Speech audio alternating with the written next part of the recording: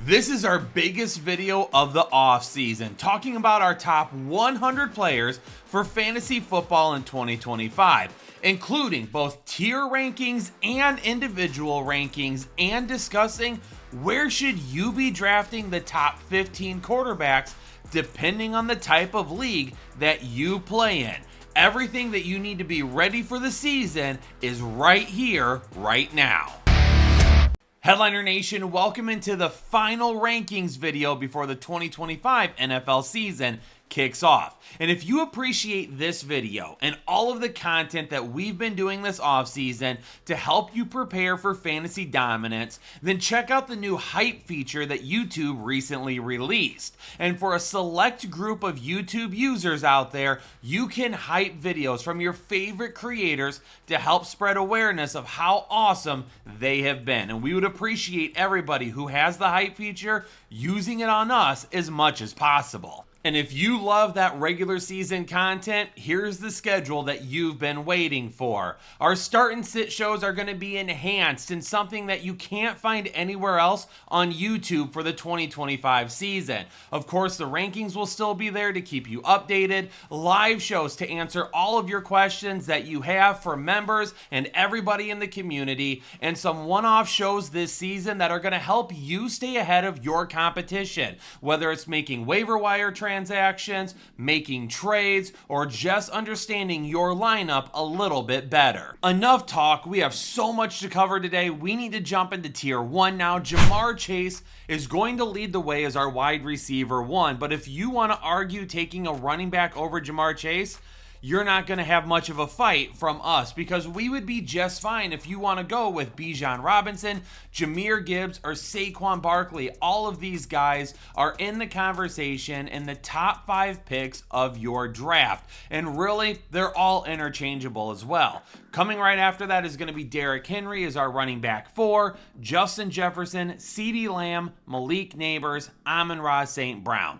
These are the guys that we're pinpointing as tier 1 players, and these are the guys that are all being drafted at the top of the first round. And really, whether you're talking about guys at the beginning of the first or the end of the first, you can't go wrong with a lot of them. There is no information that points to Derrick Henry slowing down anytime soon. Justin Jefferson has a first-year quarterback coming off an injury, but who cares? The dude is produced with whoever has been at quarterback. CeeDee Lamb and the Dallas Cowboys hopefully will be 100% healthy, and with some help now on that offense, CeeDee Lamb could eat even more, especially for some bigger plays. Malik Nabers, yep, he's dealing with a couple of injuries, but this may be the best quarterback play that he has had in his young career so far. Amon-Ra St. Brown, if you're worried about the interior of the offensive line, don't. If you're worried about not having Ben Johnson, don't. If you're worried about Isaac Tesla or Jameson Williams or whatever other concerns you have, just don't worry about any of them. Amon-Ra St. Brown and Jared Goff historically have been one of the best connections in football over the last couple of years, and I don't think that's changing anytime soon. Now, tier 2 is going to be much larger, and you're going to find several guys here that not only could sneak into the end of round 1, but also could be guys that go all the way out to round 3 as well. This is a very large tier of a lot of interchangeable guys that you're probably going to be drafting as your second or third player on your team, and maybe even a couple of guys that you could be drafting as your first player as well. But we're going to start tier 2 with Drake London and Nico Collins, our wide receiver 6 and 7, and both of these guys have been argued back and forth in our comment section all off season long. There's a lot of people that don't trust the Atlanta Falcons, that don't believe in Drake London, but we are all in on them this season, and we feel like they could end up being one of the better offenses in all of football. There's a lot of people that want Nico Collins over Drake London, and his big playability, it makes sense. But what CJ Stroud will we get this year, and will there be any more competition for targets for Nico Collins? than what there is for Drake London. There's a lot of good arguments for both of these guys. Bucky Irving at running back 5, Josh Jacobs at running back 6. We love these guys. And Bucky Irving has been somebody that I'm willing to take at the very end of the first round, depending on if you play in like a 12 or a 14 or a 16 team league. Bucky Irving, for me, I absolutely love this season. Josh Jacobs is going to be super reliable once again, and if Jordan Love is fully healthy, that only helps Josh Jacobs out as well. Brian Thomas Jr. is our wide receiver 8, still has top 12 potential, and we love Brian Thomas Jr. He was one of those late round sleepers that we talked up over and over again last season, and he definitely blew up. But we're just worried that some of that ceiling may disappear this year with Travis Hunter being there. We love Brian Thomas Jr. We just don't want you to overdraft BTJ. Christian McCaffrey at running back 7, another guy that we continue to talk about, and where should his draft status actually be? Should he be in the middle of the first, the end of the first, the beginning of the second? Everybody seems to want him in the middle of the first. All signs point to him being fully healthy. Adding Brian Robinson Jr. is definitely a twist that I don't think anybody was talking about except our very own Dr. Ethan Turner, so we'll see how that turns out. Puka Nacua at wide receiver 9. There are some concerns about Stafford's health and with the addition of Devontae Adams, but hopefully Puka Nacua still sees plenty of targets this season. Ashton Genty, running back 8. We think he's really safe because he could probably see 280 touches this season, even if his offensive line isn't that great. Kyren Williams at running back 9. This is a guy that continues to score touchdowns. And Sean McVay loves running with one running back. Blake Corum will see some touches, but he won't be fantasy viable unless Kyren Williams goes down. Kyren Williams, another good volume bet this year. Chase Brown at running back 10. He'll help in the passing game. He'll help in the running game. One thing that I definitely like right now that I didn't love earlier in the offseason, the defense with Trey Hendrickson finally being in camp and Shamar Stewart finally being signed look a lot better than it did just a month and a half ago. James Cook at running back 11, he has his brand new contract. 16 touchdowns may not be realistic to duplicate, but no reason he can't find double-digit touchdowns again.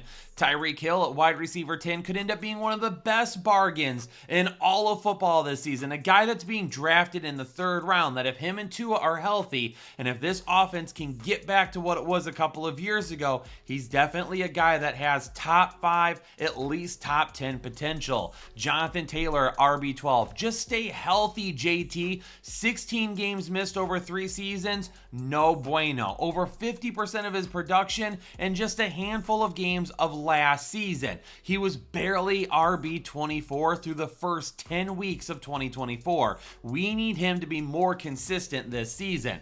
Devon Achane is a little bit banged up right now, and I have a love-hate relationship with Achane because this is a guy that has top 5 potential, but there's a lot of things against him, including potential injury issues for not only him, but also Tua as well. And how good is this offense going to be after a down performance last season?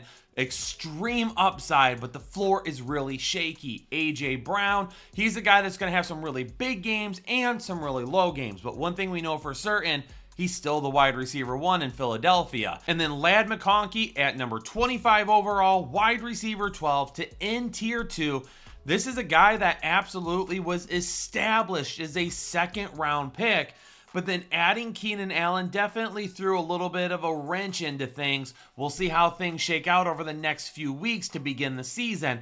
Ladd McConkey definitely has some upside this year, but will he lose some of the volume he saw to end 2024? To kick off tier 3, I want to talk about my Caddy Splash dynamic duo, and that's going to be Kenneth Walker and Zach Charbonnet. Now, Kenneth Walker is coming in at RB14. He's going to be at 26 overall to kick off tier 3. And Zach Charbonnet, he's going to come up a little bit later. But to speak about both of them together, because you should be drafting both of them together, there's really no better pairing in fantasy football this year, just like there's no better pairing than you and Caddy Splash on the golf course. And we are welcoming Caddy Splash into the Headliner Nation family as one of our main sponsors for the 2025 NFL season. And you may have seen Caddy Splash before, especially in some bigger movies like Happy Gilmore 2, where Happy decides to fill this guy with a little bit of alcohol to help himself get through some golf. And while I won't recommend that alcohol is better in this instead of water, I will recommend heading on over to caddysplash.com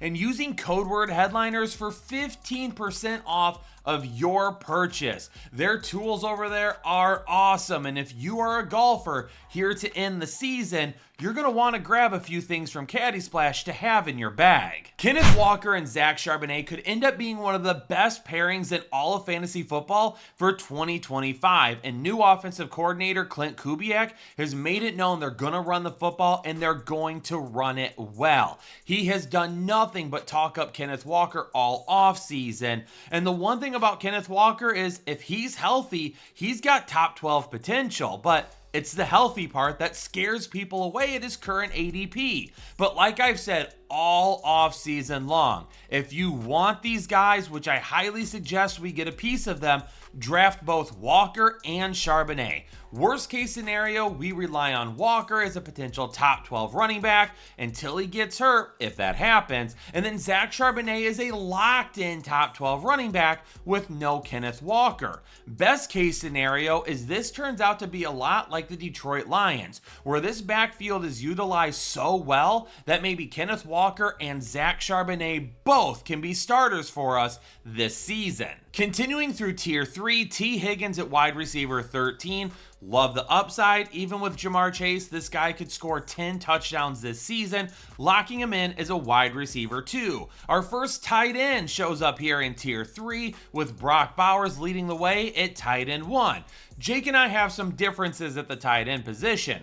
Right now, our consensus rankings go with Brock Bowers, Trey McBride, and George Kittle. But more than likely, you're not going to go wrong with either of the three, all of them being right here in tier 3, with McBride being 32nd overall and George Kittle being 36th overall. Jackson Smith-Njigba is wide receiver 14, 29th overall. There's going to be a little bit of a change in this offense in terms of where JSN actually lines up, but it'll be interesting to see how him and Cooper Kupp pair together. Alvin Kamara at running back 15. We know he's going to get a ton of dump offs, especially with Spencer Rattler being announced as the starter now. He could end up being just competent enough that Alvin Kamara finds himself as a really solid RB2 based on passing volume alone.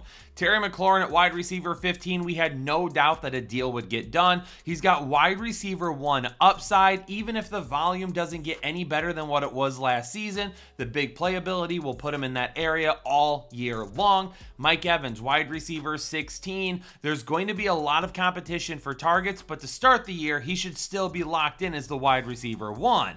Right after that, Garrett Wilson at 34th overall. Garrett Wilson for me is a guy that could be a volume monster this season, and that's what he was last year and crept inside the top 12, but will he connect with Justin Fields the way they did in college at Ohio State? DJ Moore is going to also have increased competition for targets this season, but how good is Caleb Williams going to be? Can he spread the ball around? The one thing we know about DJ Moore is if we get him in open space, he can make some big plays, and Ben Johnson should be able to do that. Omarion Hampton is one of the most polarizing running backs of all the offseason this year because he landed in the perfect environment.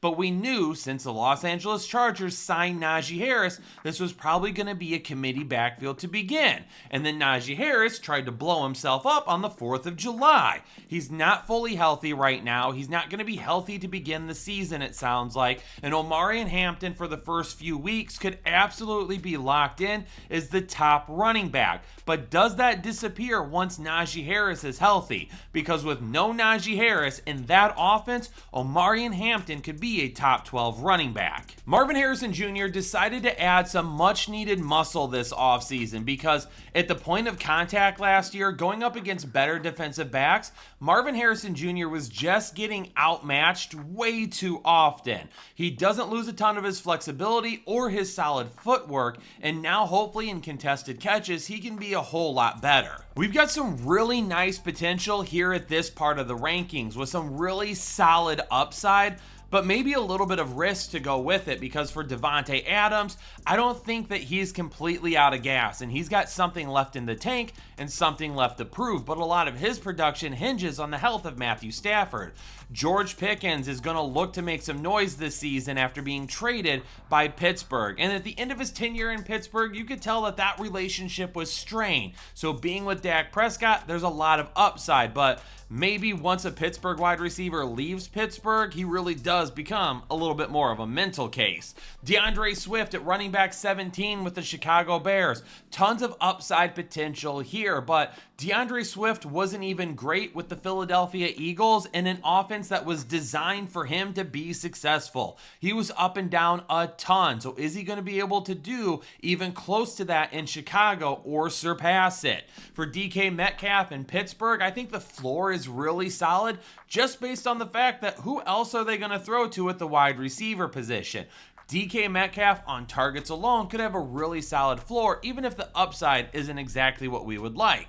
Breece Hall has a ton of upside because from a just purely athletic standpoint, he may be one of the most gifted running backs in all of football, but Braylon Allen is going to be getting a lot of touches this season. We don't know exactly how this offense is going to play out. Can Justin Fields pass better this year than he has in years past? There are a lot of question marks about Breece Hall. Chuba Hubbard right behind him doesn't have the highest upside in the world, but he definitely has one of the better floors if you get him as like an RB2.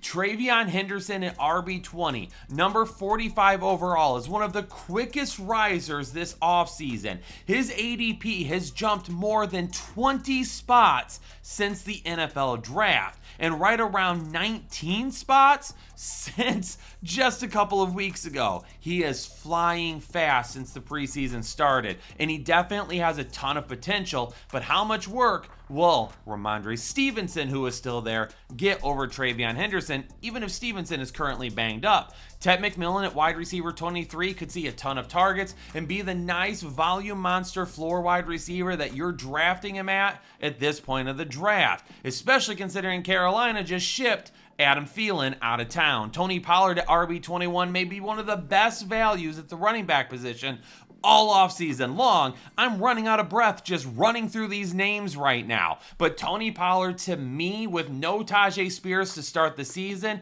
could end up being a top 15 running back, which would be sorely needed by a Tennessee offense, which should be greatly improved. David Montgomery is going to finish off tier 3 at running back 22, 45 overall. And even if David Montgomery takes a little bit of a step back this year, that's okay because he should still be a solid RB2. Last year before his injury, he was the RB10. Him and Gibbs both were inside the top 10 running backs all season long. Once he got hurt, Jahmyr Gibbs exploded. David Montgomery fell outside the top 10. And even if he does take that step back this year and he's not top 10 all season long, he could still find himself as a solid RB2 based on chances inside the red zone on its own.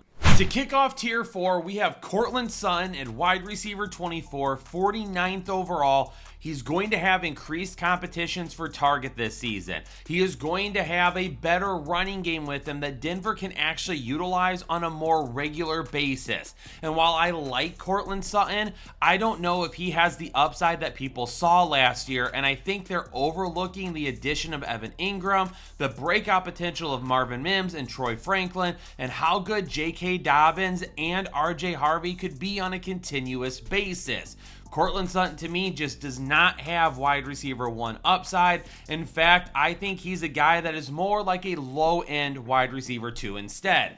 Calvin Ridley, right around this area. I think he's going to have some up and down games still, but I think he's got tons of big play potential with Cam Ward, and we're going to see similar to what he was in Jacksonville, where, yep, he's going to have a big game here or there, and then he's going to have some games that are a lot lower than we would like, but as a high upside play as your wide receiver 3, I don't hate that on your your roster whatsoever. Sam Laporta could have a few more inconsistencies this season than what we saw from his rookie year. More than likely, he's a lot more like what we saw last season. Some big games, some stinkers, and that's just because they have so many people to throw to. And you gotta wonder if the emergence of Isaac Tesla as their wide receiver 3 hurts Sam Laporta in the red zone.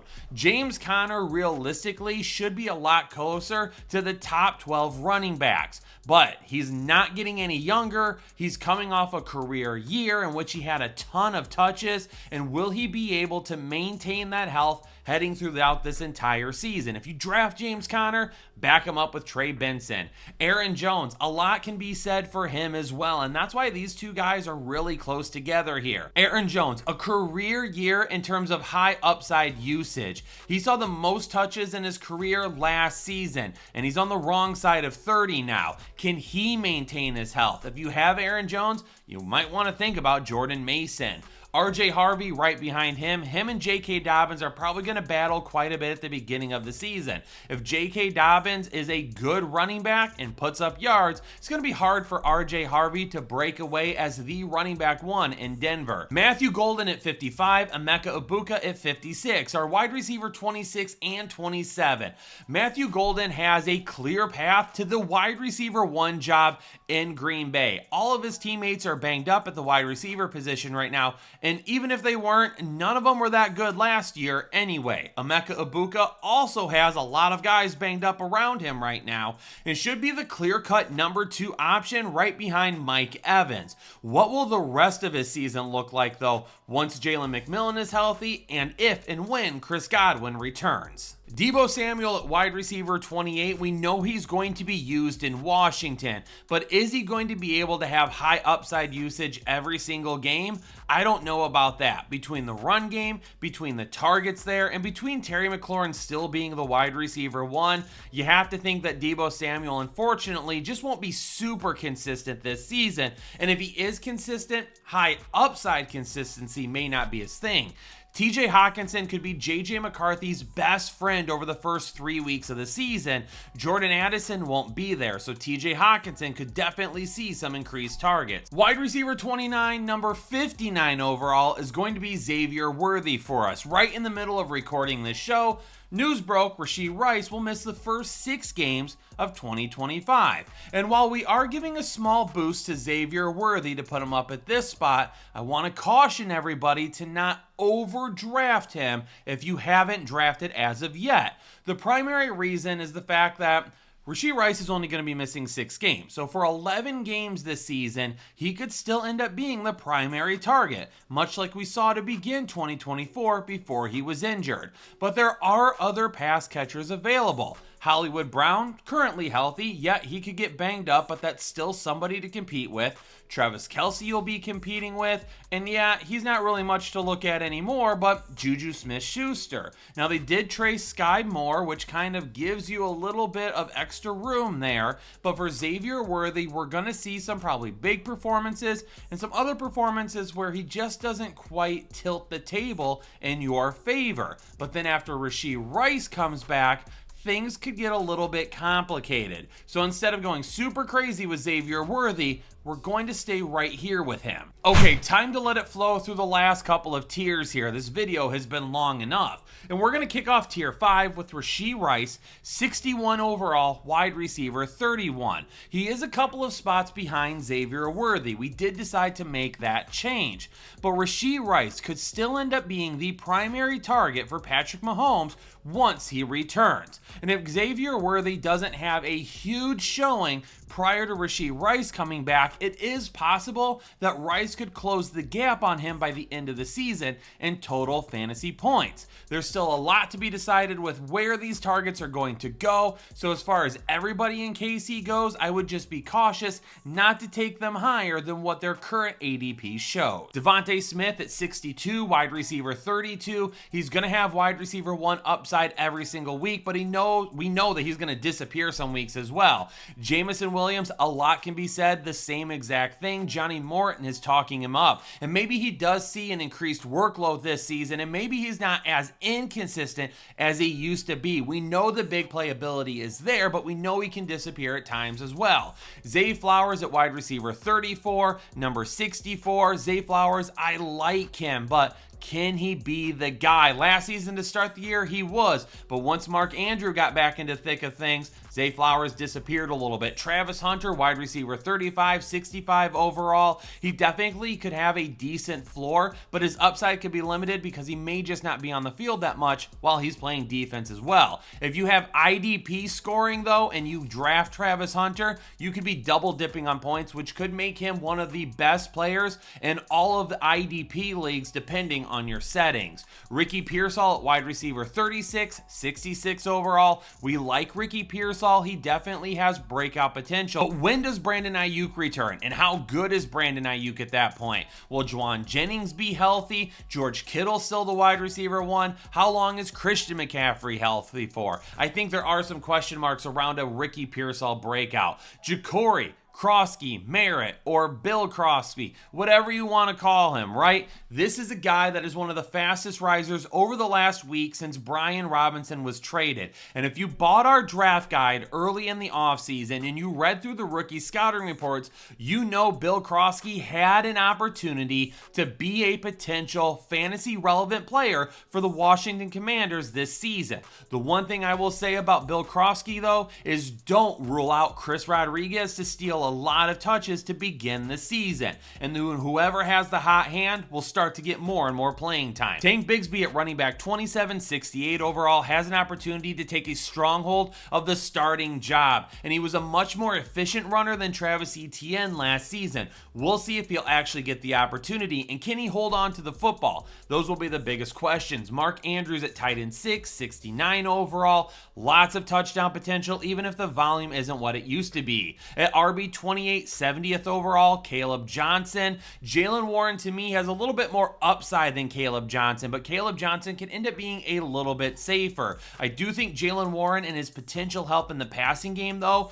could give him the benefit of the doubt to begin the season. Tight end 7, 71 overall. Our favorite tight end to draft this offseason is Evan Ingram. He should see a ton of target. RB 29, number 72 overall, Isaiah Pacheco. He just has to stay healthy. And maybe he doesn't have the upside that you would like a running back to have while they're in Kansas City. He should still have a really solid floor. Wide receiver 37, 73 overall, Jerry Jeudy. He's got a lot more upside than this, but I also don't want to take away the fact that Joe Flacco, maybe he doesn't have any magic left. And if he does, you still got David Njoku. They're still going to run the ball an awful lot. Cedric Tillman is going to be back and healthy as well. There's just a lot of question marks around whether or not Jerry Jeudy really has all the upside that people want to believe he has. And then to round out tier 5 is going to be Zach Charbonnet, running back 30, number 74 overall. I mentioned him back when I talked about Kenneth Walker. Zach Charbonnet could end up being one of the best picks in fantasy in 2025. Starting off tier 6, I just mentioned him a second ago, David Njoku at tight end 8, 75 overall. Harold Fannin is getting a lot of work in 2 tight end sets this preseason. If that continues, it could kill David Njoku's upside, something to monitor. Running back 31, 76 overall. Nick Chubb is the starting running back in Houston for at least the first 4 weeks. How good will he look? And if he's good enough, does Joe Mixon come back and just get all the starter touches right away? RB 32, 77, Quinshon Judkins. Keep an eye out for Dylan Sampson to take this area of the rankings over the first couple of weeks of the season. Quinshon Judkins still has not signed his rookie contract, and we're leaving the door open for it to happen at the last minute. But interchangeably here, if Quinshon Judkins does not sign his deal, Dylan Sampson could end up being here as well. So if you're still drafting right now, or if Dylan Sampson is on your waiver wire, I definitely would stash him just in case. Wan'Dale Robinson, number 79, wide receiver 38, not the highest upside in the world, but he could be a guy that sees 7, 8, 9 targets per week and give you really solid flex potential every week as well. Jalen Waddle, wide receiver 39, number 80 overall. This is a guy that's got to stay healthy. His quarterback has to stay healthy. And how often will he see targets in this offense? It could be quite a bit. It could not be enough. There's a lot of things up in the air when it comes to Waddle. Chris Olave at 81, wide receiver 40. The quarterback situation sucks. I get that. But these guys are still professionals, and Chris Olave should, above and beyond, be the wide receiver 1 and get the targets. At running back 34, 82 overall, Jordan Mason. Even if Aaron Jones doesn't experience an injury and both of these guys split time, Jordan Mason could see quite a few rushing touchdowns this season. Wide receiver 41, Stephon Diggs at 83 overall. How healthy is he? That's going to be the game-changing part of this. If he's healthy, this is a guy that has top 24 potential. If he isn't fully healthy, he might not have the upside that we're used to seeing, but his floor could put him right in here as well. Wide receiver 42, number 84 overall, Jacoby Myers. He's asked for a trade. Is it going to happen? We don't know as of yet. Keep an eye on Dante Thornton, though. He could end up being a breakout candidate and one of the better sleepers of all of 2025, especially if Jacoby Myers actually ends up being traded. But even if he doesn't, I like Thornton a lot as well. Khalil Shakir at wide receiver 43, number 85 overall. Definite PPR monster, could be a safe flex in half PPR leagues. Jake Ferguson at tight end 9 could end up being the sleeper tight end candidate of the season. He's being drafted way at the back end of drafts, and he's definitely a guy that could return value fairly easy. Tyrone Tracy at running back 35, 87 overall, will be the starter to begin with, but he doesn't hold on to the football. How long will it be before Cam Scatabo takes over? Javonte Williams also will be the starter in Dallas to begin. And if Jaden Blue can start taking more and more touches, Javonte Williams could disappear at some point in time. But if Javonte Williams even looks a little bit like what we saw his rookie season, Jaden Blue may not be able to step in and steal those touches. And to finish off tier 6, running back 37, 89th overall, Austin Eckler. With no Brian Robinson Jr., Eckler has a clearer path to touches this season. He should see plenty of work in the passing game, but if Bill Krosky or Chris Rodriguez don't quite work out, Austin Eckler could see more and more touches. Let's wrap up the video here in tier 7. Jordan Addison, wide receiver 44, 90th overall. Once he comes back, he could be just fine. But could be is the question mark there. Suspended for the first 3 games of the season. If he comes back and TJ Hawkinson and Justin Jefferson are locked in with JJ McCarthy, Jordan Addison may not see the volume that he would like. Juwan Jennings from San Francisco, wide receiver 45, 91st overall. He's dealt with some injuries. He wants a new contract, but there's going to be a path to targets if he's on the field and healthy. Let's talk about some tight ends real quick, and we're going to start with Travis Swift at tight end 10, number 92 overall. Congratulations on your engagement. I see why you came back for another season. You probably needed the pay to get that ring for Taylor, but congratulations nonetheless. If you're looking for high upside play at the tight end position here in tier 7, then I'm actually going to jump down a few spots to Tyler Warren at tight end 13. If you're looking for safety, Kelsey, Tucker Kraft at tight end 11, Dalton Kincaid at tight end 12, and Tyler Warren at tight end 13 here at the very bottom is probably going to be your best choice. But if you want a little bit more upside, Tyler Warren and Dalton Kincaid would be over Travis Kelce for me. Kelce should end up seeing a decent amount of volume, but the upside that we used to see probably is no longer there. At wide receiver 46, Cooper Kupp, 93 overall. Stay healthy, Cooper. He doesn't look like he used to in Los Angeles. I think the injuries are starting to keep up with him a little bit, unfortunately, but he could still be very solid nonetheless. Najee Harris, how healthy will he be to begin the season? As of right now, it doesn't sound like he'll be 100% healthy, but it sounds like he might end up playing anyway. Joe Mixon at running back 39, we know he's going to miss at least the first 4 weeks, but can he take that spot from Nick Chubb once he comes back? Running back 40, Brian Robinson Jr., the number 1 handcuff to Christian McCaffrey now. And if Christian McCaffrey misses time, Brian Robinson Jr. should be very solid. And then to end things here in tier 7, our number 100 player right now is J.K. Dobbins, is our running back 41 out in Denver. For J.K. Dobbins, he has an opportunity to see plenty of touches to begin the season. And if he's at least decently effective as he was in Los Angeles, RJ Harvey probably doesn't take the starting job from him right away. All right, let's talk quarterbacks here for just a couple of minutes, because when we do our rankings, we typically don't include quarterbacks, and we get a lot of questions. Why? Mainly because quarterbacks are wildly valued different throughout different types of strategies, platforms, and scoring formats. For instance, quarterbacks in a Superflex league are going to be drafted way higher than quarterbacks in a 1 QB league. Quarterbacks typically only get 4 points per passing touchdown, which is going to keep their numbers a little bit more in line with other offensive players. But if you're playing in like a 6-point passing touchdown league, that could end up being wildly different, because if a quarterback throws for 30 touchdowns in a season, 30 times 2, that's an extra 60 fantasy points right there, which could really push them up boards towards the end of the year when you're looking at overall scoring. So instead of just throwing quarterbacks in with all the rankings, let's talk about where I would draft quarterbacks depending on the type of format that you're playing in. So to begin, let's start with tier 1 Superflex quarterbacks. These are the 3 guys that are probably going to be locked in first round picks if you are in a Superflex league. But in a 1 QB league, all of these guys are going to be tier 3 players for me, because I am not spending a first or a second round pick,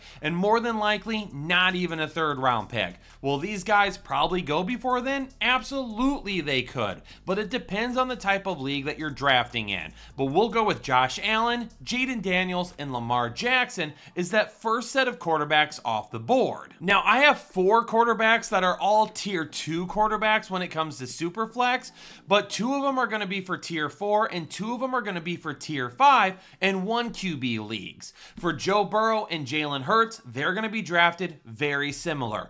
Tier 4 for 1 QB leagues, Superflex tier 2. Baker Mayfield and Patrick Mahomes, just because people are going to be spending a lot in Superflex leagues, both of these guys are going to be tier 2. But in 1 QB leagues where it doesn't matter nearly as much, they drop a tier for me because I am going to draft them a little bit later than the other 2 guys, Hurts and Burrow. Jared Goff and Bo Nix also bring similar value for me. If you're in a Superflex league, they're tier 3 players. If you're in a 1 QB league, they're tier 5 players. This is the biggest group so far, and this is kind of where you get to the end of the line for QB1s in 1 QB leagues. We're talking Jordan Love, Justin Herbert, Caleb Williams, Dak Prescott, and Kyler Murray. Now, in 1 quarterback leagues, these are all tier 6 guys. This is kind of the end of the road when you're looking at top 12 potential players at the quarterback position and wanting to get one at that point. Now, in Superflex League, I've got them all listed as tier 4 quarterbacks,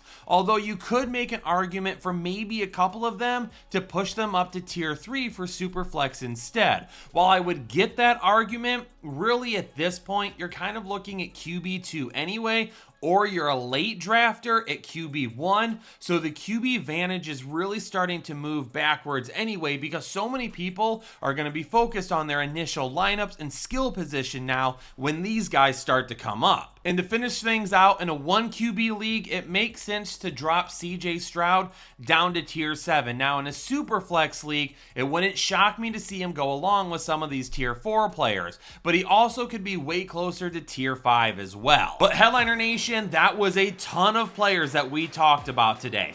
Our top 100, individual rankings, tier rankings, where do quarterbacks fit into the equation? So much information in this video. Hopefully it has prepared you for your fantasy season here in 2025. If you appreciate the video, make sure you hit the like button, make sure you subscribe with bell notifications on, and don't forget to hype the video on the way out of here so you can help support Headliner Nation in any way possible. Headliner Nation, stay safe, stay healthy. Leave a comment down below if you think any of your rankings are different. Give us a reason why, and I'll catch you all in the next episode of the Fantasy Headliners. Analytics, off the chain, all the channels, not the same. Jake and Kyle, you know the name. Headliner Nation, we running it.